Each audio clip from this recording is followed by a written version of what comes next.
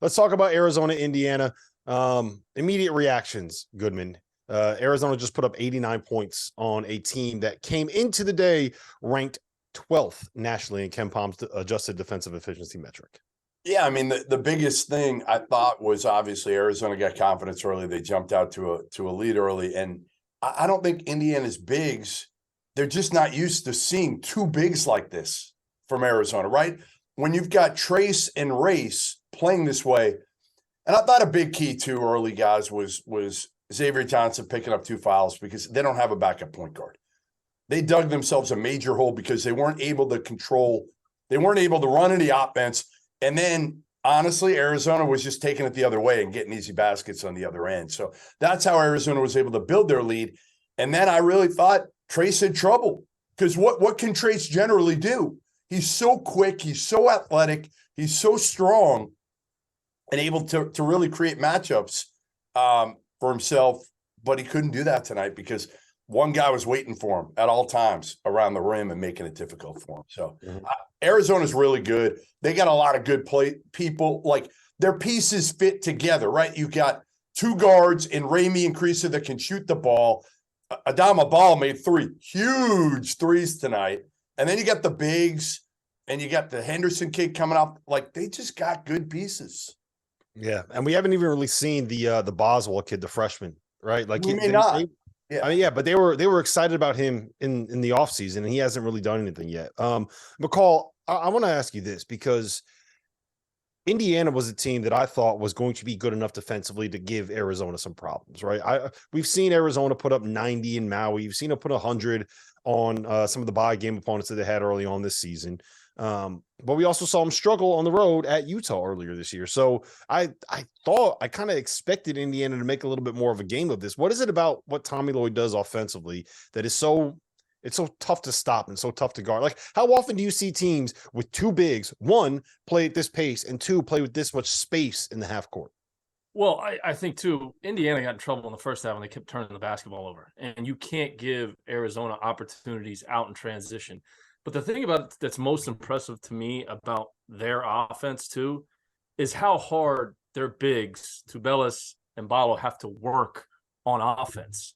Someone's at the halo every single possession in transition. So it's almost like it's a rule. The first big down has to get to the halo, whichever one it is. Whoever rebounds, the other big's down the floor, and he has to get to the halo.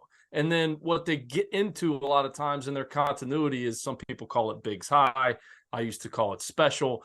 But one of those bigs is lifting, and now they're reversing the ball through him, and they've got weak side pick and roll action, and the other big's lifting on the other side, or he ducks in. So those guys on offense, they have to work really, really hard. I mean, they are demanded to run to the halo. If they don't get it at the halo and there's a pick and roll happening on the wing, then they have to sprint behind the 3-point line and be the reversal pass to get the action on the other side of the floor. And oh, by the way, then they got to sprint back and transition on defense and guard pick and rolls for the entire game. So to me, just what Tommy Lloyd's able to get out of those 2 front court guys are absolutely outstanding. They're terrific, but it's so impressive with what they're running on offense, because that's not easy for those guys to do.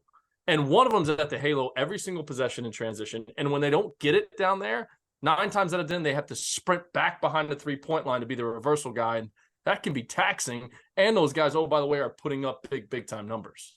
Yeah, the thing that's amazing to me is that you can be this effective on the offensive end of the floor, playing 2 guys the majority of the minutes that neither of them can shoot. Neither of these guys shoot threes.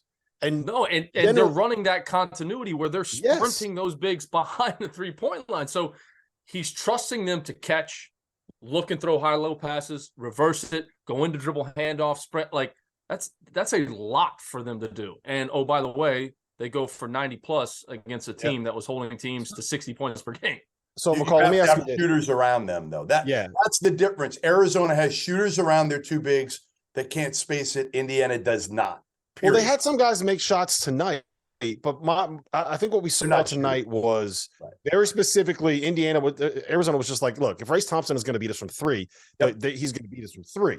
And you would think, in theory, you can do that against Arizona. So why doesn't that work? Is it just because of the movement? Is it because of how often they get into ball screens? Is it because of how quick the balls going side to side? Like, what is it about what he's doing that just I don't know. You would think in theory a team that has two bigs that can't shoot, you wouldn't be able to score. That's the biggest question we always have.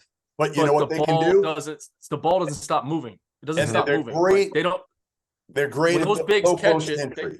Yeah, that's right. That's They're exactly great at it. Like the teams, McCall, you know this. It's a lost art now to get kids to be able to throw a low post entry pass.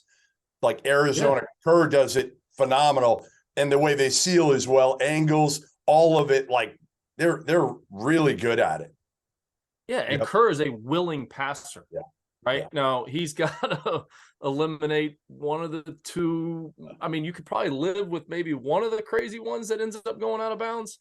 But like when the ball, it almost like goes back to when Lonzo Ball was at UCLA, right? Like I remember every single time he caught it, he looked up the floor and wanted to throw advanced passes. Like, how fast can I get this thing up the floor? And that's what Kerr does too, right? When he catches it, his eyes immediately look up the floor and like, all right, who's down there? Because he knows one of those two bigs has already ran. So I just think what makes him so difficult to guard is not just the movement, but it's the willing passers that are out there on the floor and how hard those bigs are working every single possession. It's impressive. It's impressive. So Goodman, you are an Arizona alum. You graduated from Arizona in on the 6.5-year plan, I believe it was. Something like that. You're not Van known for being Wilder. the best Van student. Wilder. Van Wilder plan. But you are an Indiana fanboy now because your daughter goes to Indiana. And if I'm not mistaken, you and your daughter had a little bit of a bet tonight on this game, correct? And I believe we have a special guest in the waiting room that has a message for you here. Yeah, we made a bet. Talia and I made a bet pregame, and she needs money. So the bet was going to be if Indiana wins, I would give her $50. But if Indiana lost, she was going to have to sing the Arizona fight song, which is Bear Down, Arizona. So I don't know how much you studied it. It's not very long, Tal. So you should be able to pull this off. I don't know. And your voice, we'll see. You haven't sang a lot. Goodman. Let's go, Talia. Let's hear it. Go. I'm not happy about this. I would just like to put that I'm wearing my Indiana shirt to show how unhappy I am about this. But Arizona deserved the win, so bet's a bet. Yes. All right. Are you gonna sing it with me, or am I singing by myself? No, I'm not. My voice sucks, so I'm gonna let you. She's got to do it herself. You got to do it yourself. Bet's a bet. All right. Should I do the claps with it? The big. Sure. Yeah. Absolutely. Do the whole thing. Bear down, Arizona. Bear down, red and blue. Bear down, Arizona. Hit him hard, let him know who's who. Bear down. I didn't even know the words. That's pretty good. Good job, Tom. Hey, look. I studied. Hey, Tom. I will clap it up for you. Tom, for you, here's what I'm going to do for you. I'm going to do a toast for you of your favorite, the sour apple. All right. What is that? It's awful. It's delicious. God. Oh, that's worse than Talia singing. Good. Oh, really my not God. good. You don't think it's good? Oh, why? It's all what are you right. doing? It's all right. What are you doing? All right, Tom. Love All right. you. I'll Love see you you. Thursday, and we're headed to Lawrence, Kansas for hopefully your team will perform better I hope. a week from tonight when we're in Lawrence, Kansas. I hope so. All right. See you guys. Love you. See you, Tal. Hey, if you're in the chat right now, throw us a like for the fact that Goodman drinks sour apple puckers. Yeah. All right. Like, can we For my just talk daughter. about that? For my That dog. looks awful. Or what are you, a high school student still? Come on, man. Yeah. You need to It's step like it up. it's like a Zima. You might as well just drink a Zima.